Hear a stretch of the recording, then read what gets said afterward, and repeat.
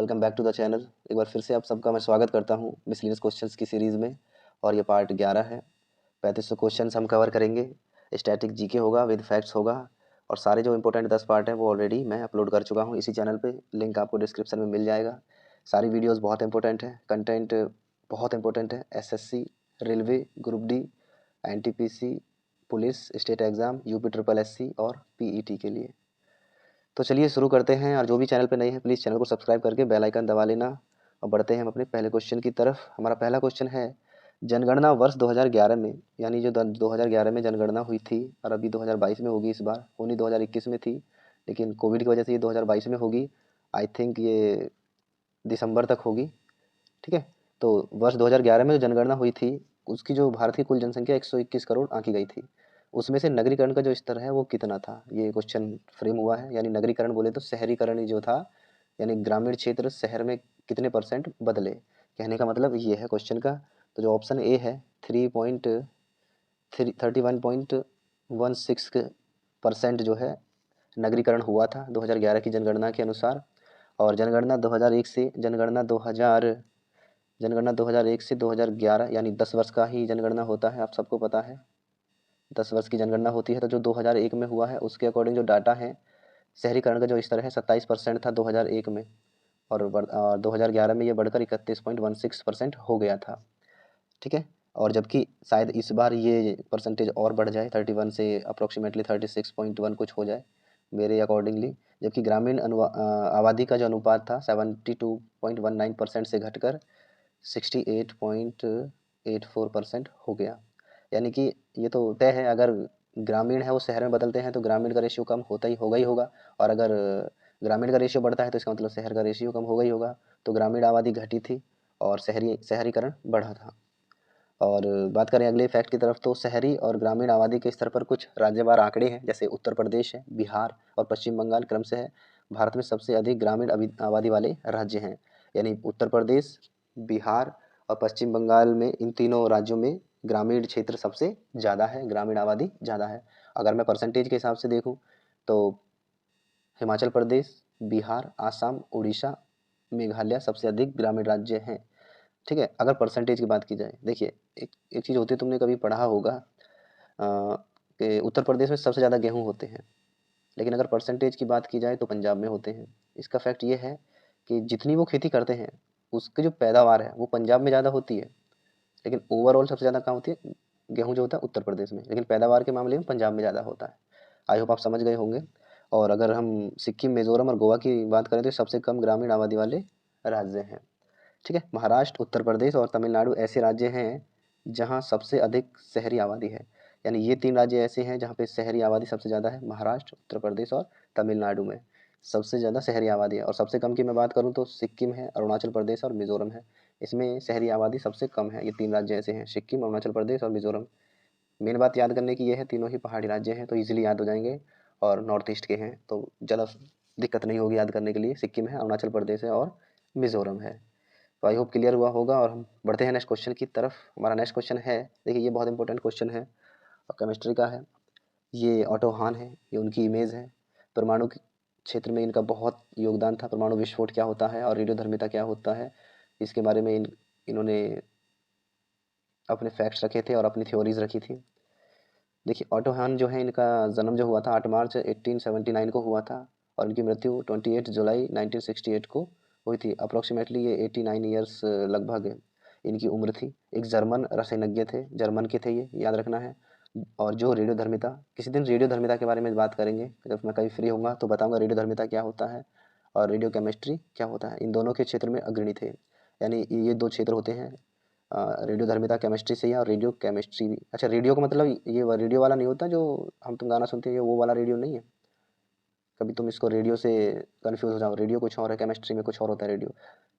Radio मतलब होता है परमाणु, उसके 3 एलिमेंट होते हैं, इलेक्ट्रॉन, प्रोटॉन और न्यूट्रॉन, उससे संबंधित होता है ये। उन्होंने परमाणु रसायन, देखिए परमाणु केमिस्ट्री विज्ञान के, उन्हें जो है उसका फादर कहा जाता है। और परमाणु विखंडन, देखिए परमाणु का मतलब होता है परम प्लस अणु, यानी जो अणु है वो, जो अणु है वो लास्ट है, उसके बाद वो उसके बाद कोई अणु नहीं बचता है। लेकिन परमाणु है तो इसमें जो विस्फोट होता है ना, विस्फोट मतलब होता है बिखर जाना। तो उसके जो है इन्हें पिता भी कहा जाता है। परमाणु विखंडन कैसे होता है, इसका केंद्रक क्या होता है और इसके केंद्रक में इलेक्ट्रॉन, न्यूट्रॉन, प्रोटॉन कहाँ-कहाँ होते हैं, कौन किसका जो परसेंटेज ज़्यादा होता है, ये सारी चीज़ें कभी फ्री रहूँगा तो वीडियो आएगी सेपरेट इसी के ऊपर, तो आपको समझ में चीज़ें आएंगी दोनों। और अगर हम मैडम क्यूरी की बात करें तो इनको फिजिक्स में और केमिस्ट्री दोनों में ही मैडम क्यूरी जो है ये इनको क्या बोलते हैं, दोनों ही में नोबेल प्राइज़ मिल चुका है, फिजिक्स में भी और केमिस्ट्री में भी। ये पहली महिला ऐसी हैं जिन्हें फिजिक्स केमिस्ट्री दोनों में ही नोबेल प्राइज़ मिला है और इनके हस्बैंड का नाम पियरे क्यूरी था। तो ये सारी चीज़ें आपको याद रखनी है। और परमाणु शक्ति जो है किस सिद्धांत पर काम करती है, तो ये विखंडन पर काम करती है। क्वेश्चन ये प्रीवियस ईयर में फ्रेम हुआ था तो मैंने इसको यहाँ पे इंक्लूड कर दिया है। परमाणु षड्यंत्र किस सिद्धांत पर कार्य करता है, विखंडन पर। और अगर मैं हाइड्रोजन की बात करूँ, हाइड्रोजन बम किस पर काम करता है, तो संलयन पर, परमाणु संलयन पे। किस प्रकार की अभिक्रिया से सबसे अधिक हानिकारक विकिरण पैदा होते हैं, विखंडन से सबसे ज़्यादा हानिकारक विकिरण पैदा होते हैं। और आपने देखा भी होगा इसके रिजल्ट्स भी बहुत खतरनाक मिलते हैं जब परमाणु विस्फोट होता है। हालांकि अभी 2 ही बार हुआ है, 1945 में जापान के नागासाकी और हिरोशिमा में, आई थिंक 8 अगस्त 1945 को हुआ था पहला। और उस जो परमाणु बम है उसका नाम क्या था, उसका नाम था लिटिल बॉय। ये आपको याद रखना है, ये क्वेश्चन रेलवे में कई बार फ्रेम होते हैं कि जो पहला परमाणु बम चलाया गया था उसका नाम क्या है, लिटिल बॉय। और अगर दूसरे परमाणु बम की बात करें तो उसका नाम है फैटमैन, फैटमैन। और अगर बात करें उस समय राष्ट्रपति कौन था अमेरिका का, क्योंकि अमेरिका ने ही तो चलाया था, तो उस समय अमेरिका के राष्ट्रपति थे रूजवेल्ट। तो ये सारी चीज़ें हैं, ये आपको याद रखनी है। और इसी परमाणु हमले के बाद ही आपको याद होगा 1945 में ही यूएन संगठन का गठन हुआ था, जिसकी वजह जो सुरक्षा के लिए एक कमेटी बनाई गई थी जिसमें लगभग अभी 193 कंट्रीज़ हैं। उस समय भारत ने भी उसमें सिग्नेचर किए थे राष्ट्र शांति के लिए, देश शांति के लिए। तो चलो बढ़ते हैं नेक्स्ट क्वेश्चन की तरफ। देखिए ये क्वेश्चन भी बहुत इंपॉर्टेंट है। हाँ, एक बात और कहनी थी, जो ये पीडीएफ है ये आपको टेलीग्राम चैनल पे मिल जाएगा और लिंक आपको डिस्क्रिप्शन में मैं डाल दूंगा, वहाँ से ले लेना और टेलीग्राम को ज्वाइन कर लेना। वहाँ पे आपको बहुत सारे पीडीएफ्स मिलेंगे। CGL 2022 का एग्ज़ाम हुआ था उसका भी आपको पीडीएफ मिल जाएगा पूरा, ठीक है। और इसके सारे पीडीएफ्स आपको मिल जाएंगे और रेगुलरली जो भी अपडेट्स आते हैं वो आपको टेलीग्राम चैनल पे मिल जाएंगे। क्वेश्चन है हमारे पास, वास्तविक वस्तु का आभासी प्रतिबिंब बनता है, यानी कैसा बनता है। देखिए कभी भी समतल दर्पण पर जो भी इमेज बनेगी वो हमेशा आभासी बनेगी, आभासी ही प्रतिबिंब बनेगा अगर बात समतल दर्पण की होगी। या फिर आप ऐसे कह सकते हैं, अगर आभासी प्रतिबिंब की बात होगी तो वो समतल दर्पण पे ही प्रतिबिंब बनेगा।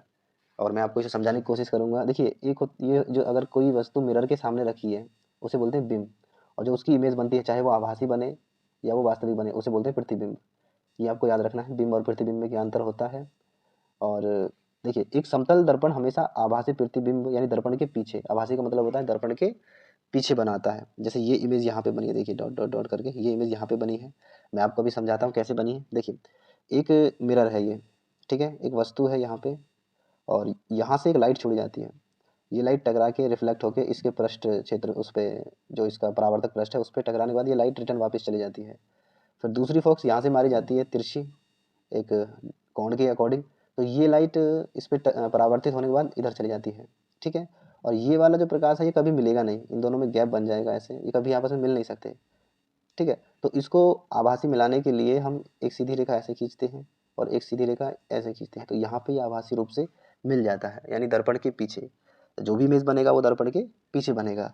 आभासी काल्पनिक प्रतिबिंब वहाँ बनता है जहाँ पर परावर्तित या अपरावर्तित किरणें परस्पर कटती हैं। देखिए ये परावर्तित किरणें यहाँ थी, ये परावर्तित किरणें इधर निकली है ना, ये तो नहीं कटी, लेकिन अपरावर्तित किरणें इधर कटी है, देखिए, ठीक है। ये आभासी किरणें कटी हैं, कटी हुई मालूम पड़ती है, उन्हें दर्पण के पीछे की ओर बढ़ाया जाता है। मैंने भी दर्पण के पीछे और बढ़ाया ना, देखिए इमेज के अकॉर्डिंग। तो समतल दर्पण वह दर्पण है जिसका परावर्तक पृष्ठ समतल होता है, उसे समतल दर्पण कहते हैं, ठीक है। समतल दर्पण के गुण होते हैं, देखिए समतल दर्पण से बना प्रतिबिंब आभासी होता है, ये आपने अभी यहाँ पे देख लिया होगा। समतल दर्पण पर जो भी इमेज बनेगी वो आभासी बनेगी, यानी कि जो इमेज है वो दर्पण के मिरर के पीछे बनेगी। और समतल दर्पण पर बना प्रतिबिंब दर्पण के पीछे बनता है, ठीक है।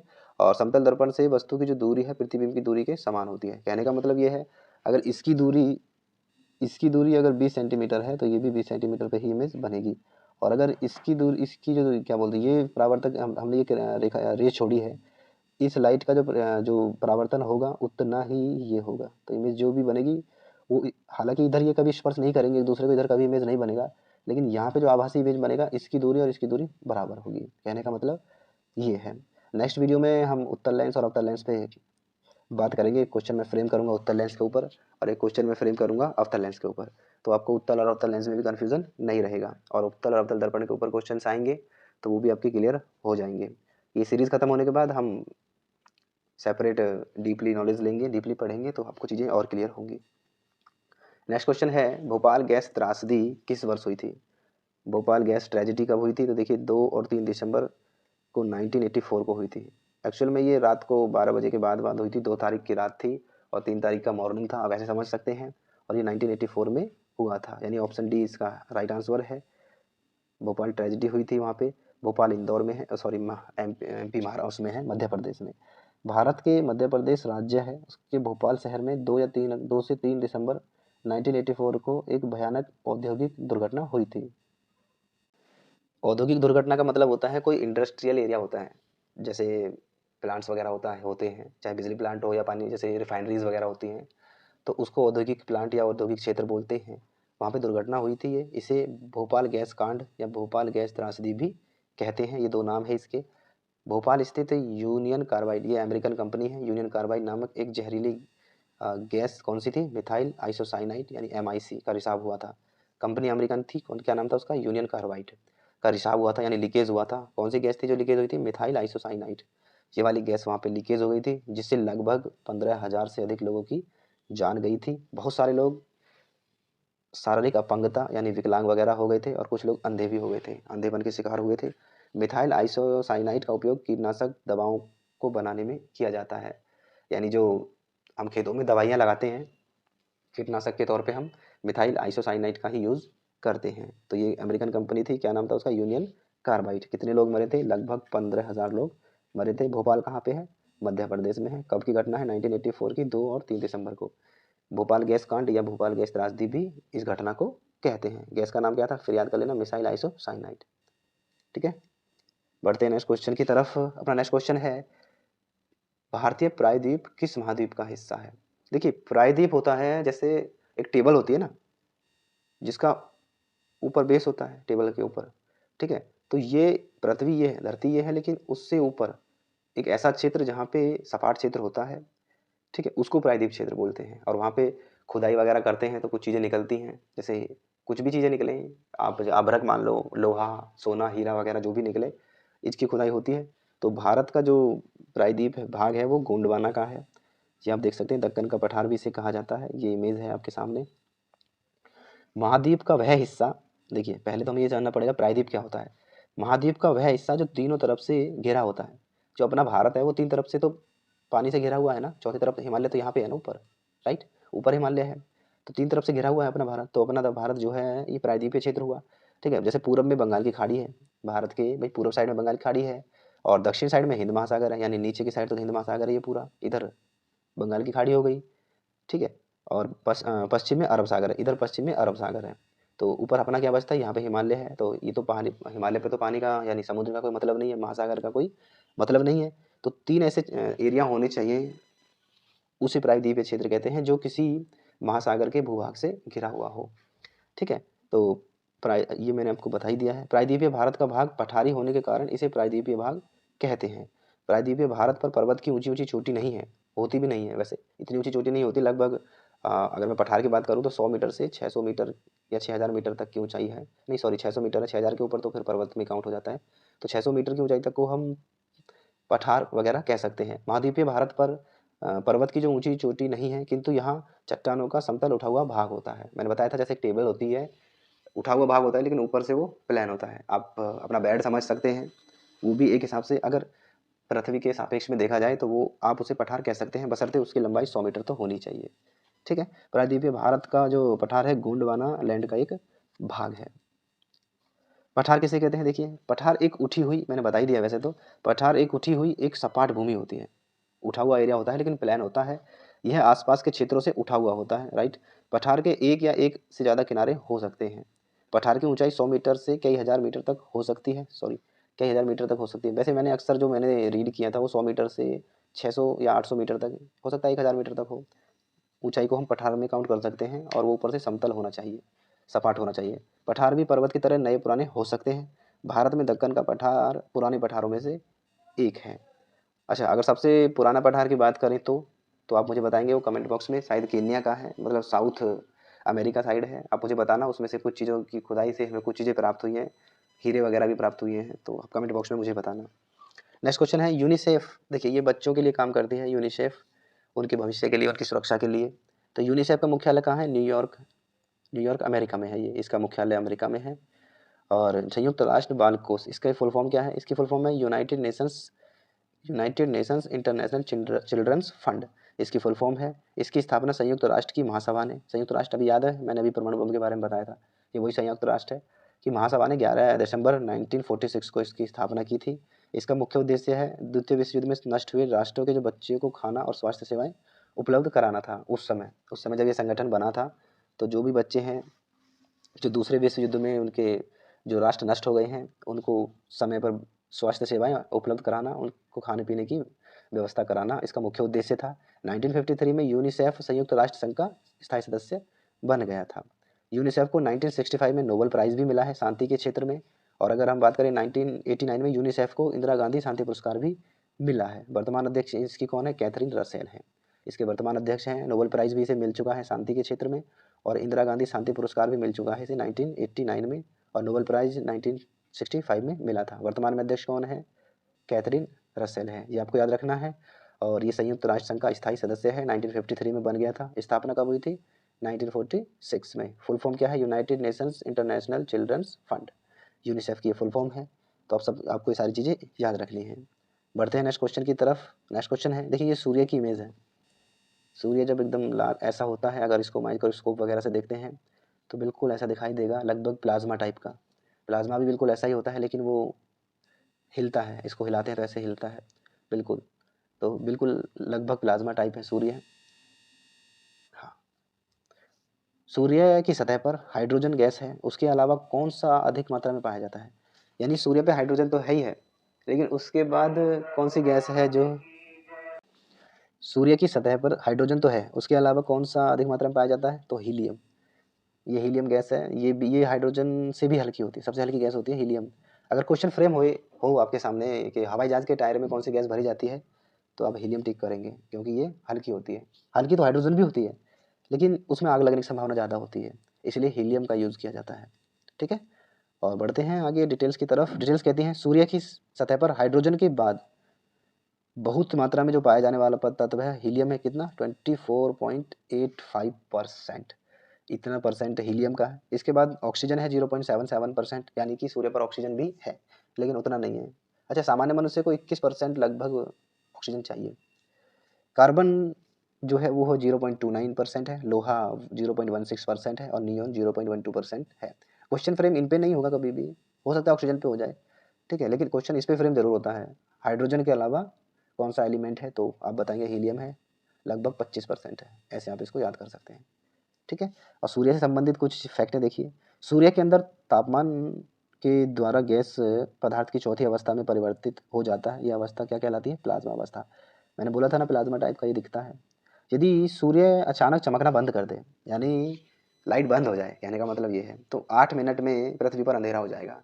तो इसका मतलब तो ये हुआ कि सूर्य का प्रकाश पृथ्वी पर 8 मिनट में आता है, राइट।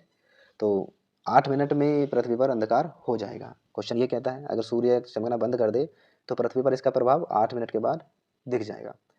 अपसौर किस तिथि को कहते हैं? अपसौर कहते हैं 4 जुलाई को। देखिए ये अपसौर है और एक उपसौर होता है, इसके बारे में कभी मैं सेपरेट इस पे ही बात करूंगा जब सूर्य के बारे में, इसका टेम्परेचर कितना होता है, इसके बाहरी क्षेत्र का टेम्परेचर कितना होता है, और इसके अंदर तक का टेम्परेचर कितना होता है, कौन कौन से मिशन इस पे चलाए गए हैं, और कौन सा देश है जो अग्रणी है सूरज को टच करने में, तब इस पे बात करेंगे अपसौर क्या होता है, उपसौर क्या होता है, और सूर्य एक तारा है तो पृथ्वी से इसकी दूरी कितनी है, ये सारी चीज़ें हम कवर करेंगे धीरे धीरे।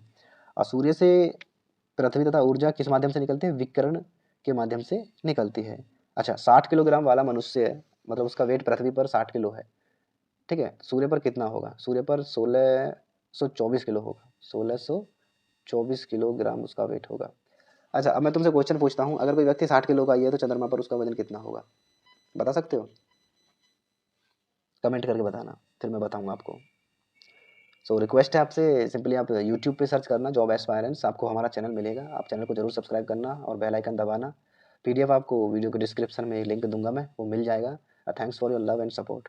आप चाहें तो यूट्यूब पे simply miscellaneous questions bye Anil sir search करेंगे, तब भी आपको हमारा चैनल और मेरी वीडियो दिखेंगी। तो प्लीज़ जो भी नए हैं वो प्लीज़ चैनल को सब्सक्राइब कर लेना और बेल आइकन दबा लेना और अपने दोस्तों को शेयर कर देना। कंटेंट की जिम्मेदारी मेरी, सब्सक्राइब और शेयर करने की जिम्मेदारी आपकी। फ्री ऑफ कॉस्ट सारी चीज़ें आपको मिलती रहेंगी। तो चलिए बढ़ते हैं अपने नेक्स्ट क्वेश्चन की तरफ। अपना नेक्स्ट क्वेश्चन है, निम्नलिखित में से किस जिले में गोटमार मेला आयोजित होता है? देखिए, गोटमार का मतलब होता है पत्थर मारना। ये भी मेला है, मध्य प्रदेश में होता है, लगभग महाराष्ट्र से सटा हुआ है। वो गांव जहाँ पे, कौन सा गांव है, छिंदवाड़ा, वहाँ पे जिला है शायद ये छिंदवाड़ा, वहाँ पे ये गेम खेला जाता है, मेला आयोजित होता है। तो इसमें मौत भी होती है, पत्थर मारे जाते हैं एक दूसरे को, तो इसमें मृत्यु भी होती है। प्रशासन इस पे कार्य करता है। तो ये मेला कहाँ पे आयोजित होता है? गोटमार मेला है, ये छिंदवाड़ा मध्य प्रदेश में है, वहाँ पर ये आयोजित होता है। गोटमार मेले का आयोजन महाराष्ट्र की सीमा से लगे हुए मध्य प्रदेश के छिंदवाड़ा जिले के पांडुरना कस्बे में हर वर्ष, हर साल भादो महीने के कृष्ण पक्ष, देखिए मंथ में दो पक्ष होते हैं, एक पक्ष होता है शुक्ल पक्ष और एक होता है कृष्ण पक्ष। जो शुक्ल पक्ष होता है ना, वो चांदनी रात को कहते हैं।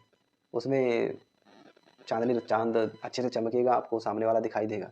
और लेकिन अगर कृष्ण पक्ष की बात करते हैं तो कृष्ण पक्ष में लगभग घोर अंधेरा होता है, हमें 10 मीटर का या 20 मीटर का आदमी विदाउट लाइट दिखेगा नहीं, बिल्कुल अंधेरी रात होती है, उसे कृष्ण पक्ष बोलते हैं।